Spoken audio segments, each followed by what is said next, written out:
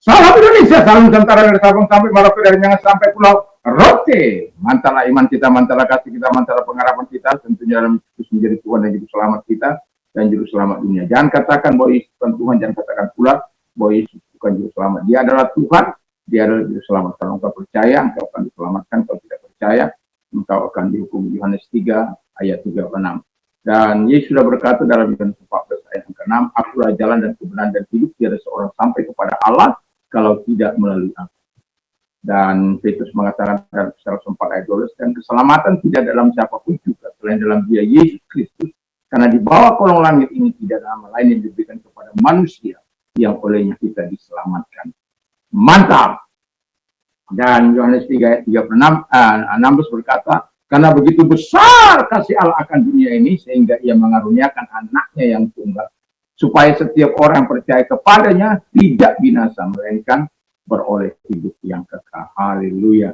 Dengan hati percaya engkau dibenarkan, dan dengan mengaku engkau diselamatkan, hatimu percaya kepada Yesus, engkau tidak akan pernah dipermalukan. Roma 10 ayat 9 sampai dengan 11. Paulus mengatakan, kiranya Tuhan Yesus memberkati kita, dan doa dan harapan saya, kekuatan Tuhan, kekuatan firman, kekuatan Roh Kudus, kekuatan iman, kekuatan doa akan menyertai kita. Dan saya mengucapkan selamat pagi bagi kita. Semoga di pagi ini segala aktivitas kita tetap di dalam terang firman Allah, ketaatan sepenuhnya kepada Tuhan menjadi bagian kehidupan kita. Tuhan Yesus memberkati, dan mari kita berdoa. Terima kasih Tuhan, biarlah selalu takut akan Tuhan akan ada dalam kita. Dalam nama Yesus, amin. Saya akan membacakan 2 Korintus 5 ayat 11. Kami tahu apa artinya takut akan Tuhan, karena itu kami berusaha meyakinkan orang. Bagi Allah hati kami nyata dengan terang, dan aku harap hati kami nyata juga demikian bagi pertimbangan kami. 12. Dengan ini kami tidak berusaha memuji-muji diri kami sekali lagi kepada kamu, tetapi kami mau memberikan kesempatan kepada mereka untuk memuliakan kami, supaya kami dapat menghadapi orang-orang yang bermegah karena hal-hal lahiriah dan bukan batiniah. 13. Sebab jika kami tidak menguasai diri, hal itu adalah dalam pelayanan Allah, dan jika kami menguasai diri, hal itu adalah untuk kepentingan kami. 14. Sebab kasih Kristus yang menguasai kami, karena kami telah mengerti bahwa jika satu orang sudah mati untuk semua orang, maka mereka semua sudah mati. 15. Dan Kristus telah mati untuk semua orang, supaya mereka yang hidup tidak lagi hidup untuk dirinya sendiri, tetapi untuk Dia yang telah mati dan telah dibangkitkan untuk mereka. 16. Sebab itu kami tidak lagi menilai seorang juga pun menurut ukuran manusia, dan jika kami pernah menilai Kristus menurut ukuran manusia, sekarang kami tidak lagi menilainya demikian. Haleluya, puji nama Tuhan. Tema kita adalah takut akan Tuhan versi Paulus, ya. Kalau versinya Musa, kita tahu bahwa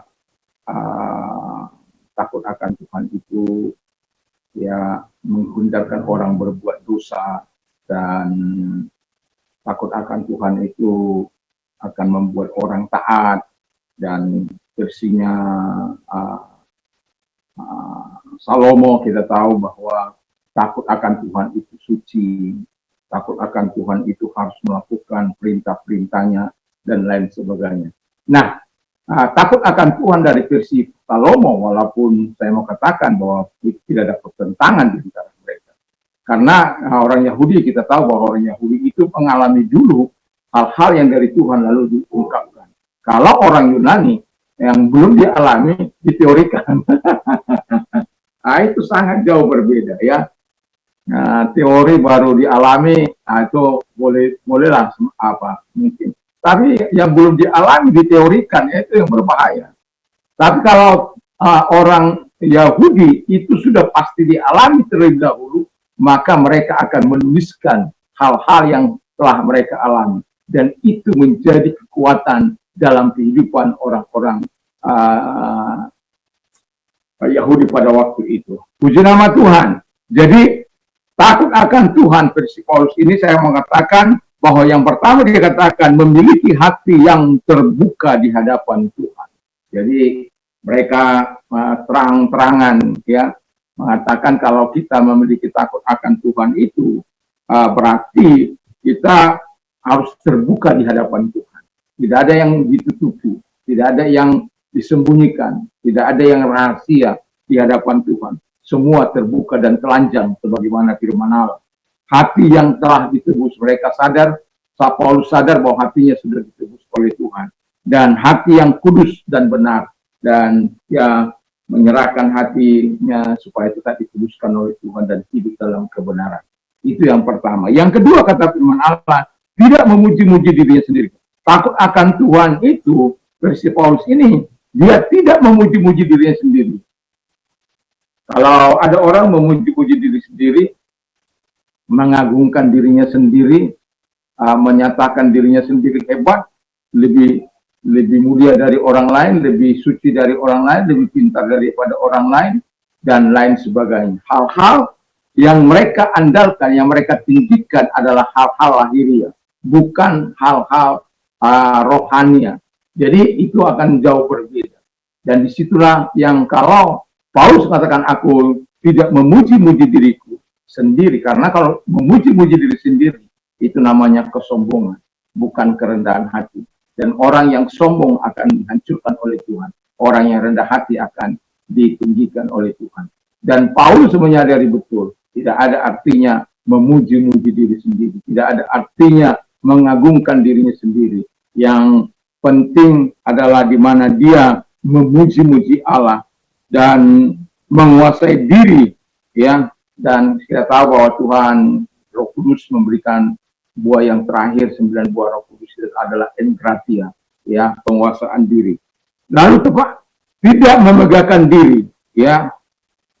Dia kalau memegahkan diri bisa, dan Alkitab mengatakan dia sebagai orang ya Yahudi dan dia seorang yang cakap, yang pintar, yang hebat, yang tidak cacat dalam berbagai hal.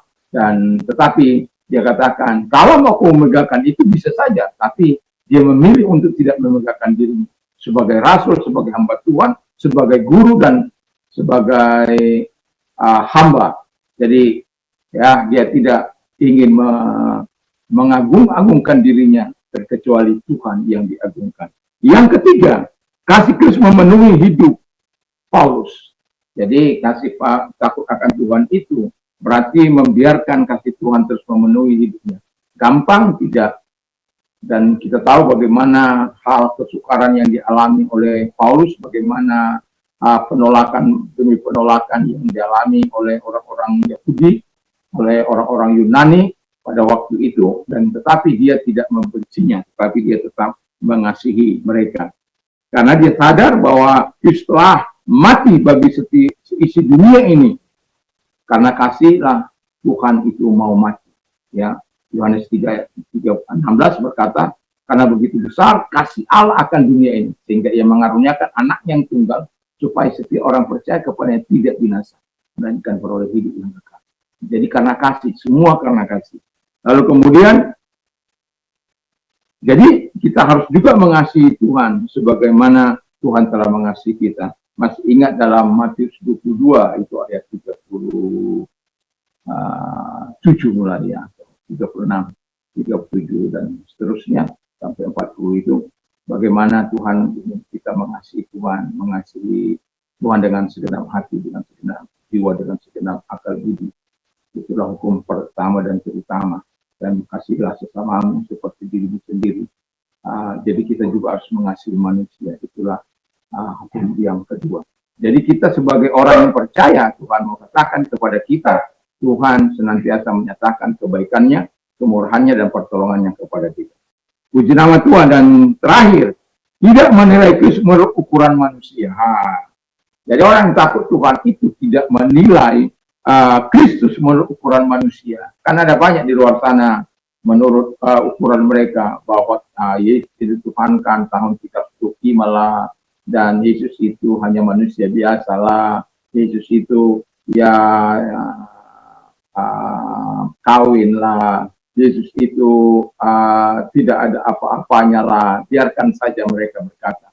Tetapi walaupun Paulus waktu itu pernah menilai seperti buktinya, dia sampai menganiaya umat Tuhan karena menganggap Yesus Kristus itu tidak ada apa-apanya sampai dia bertemu dengan Tuhan Yesus di mana itu, di Damsik, sehingga dia mengalami transformasi dari Tuhan di situ, dan kemudian akhirnya dia bertobat. Dan orang-orang yang tidak bertobat itulah menurut dia akan menilai Kristus dengan caranya, dengan kemanusiaan.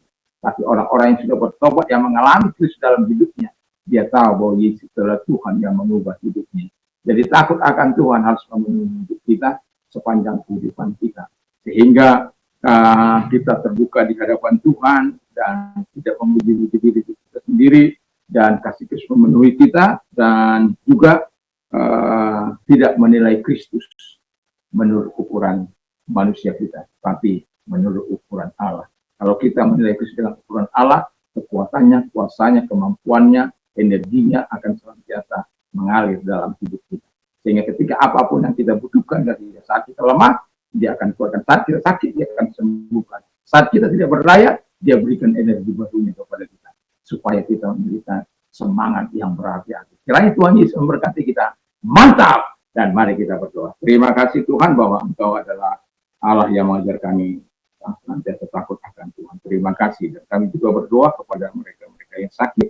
Kalau Engkau sedang sakit, arahkan tanganmu kepada Tuhan. Percayalah dia mampu menolong Engkau, dia mampu menyembuhkan Engkau. Dalam nama Yesus, segala sakit penyakit yang mereka derita, lihat tangan-tangan diarahkan kepada Kami perintahkan segala sakit penyakit yang mereka miliki. Dalam nama Yesus, keluar. Dan oleh biru daripada Tuhan Yesus, mereka semua oleh kuasa-Mu, Kau menumpangkan tangan mereka dan sembuhkan mereka semua.